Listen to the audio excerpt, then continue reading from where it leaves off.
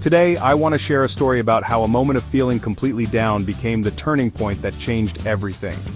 Whether you're feeling stuck, overwhelmed, or just tired of the same old routine, this one realization could be your lifeline. Stick with me until the end and I promise you'll see how your lowest moments can spark your greatest breakthroughs. It was one of those days, you know the kind where the alarm goes off and you already feel defeated. The kind where even getting out of bed feels like climbing a mountain. I sat there at my desk, staring at a growing to-do list, paralyzed. The tasks seemed endless and I couldn't shake the thought, what's the point? I wasn't just tired, I was drained. Physically, mentally, emotionally. It felt like everything in my life had slowed to a crawl. I started to think, is this all there is? That thought was heavy, but it also did something unexpected. It forced me to pause. For the first time in months, I gave myself permission to sit in that moment without judgment. No pretending everything was fine, no trying to fix it right away, just letting myself feel. That pause, simple as it sounds, was the spark I didn't know I needed. Instead of fighting the feeling, I started asking myself questions.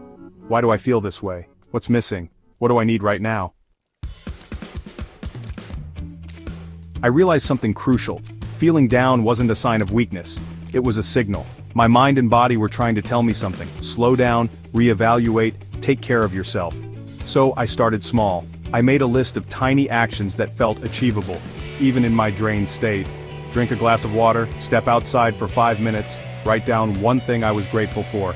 Each action felt insignificant on its own, but they began to add up. And then came the shift. One day I woke up and felt just a little bit lighter. The tasks that once overwhelmed me didn't seem as daunting.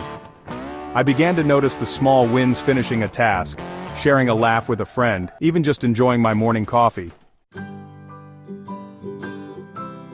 Here's the lesson I learned. Feeling down isn't the end of the road, it's a redirection. It's your body's way of saying, hey, something needs to change, and that change doesn't have to be dramatic. It starts with tiny, consistent steps that build momentum over time. But there's more.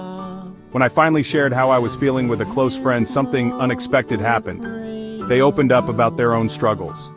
We started supporting each other, celebrating those small wins together, and suddenly I didn't feel so alone. If you're feeling down, let me tell you this. It's okay. It's okay to feel stuck, tired, or even hopeless. But know this, those feelings are temporary.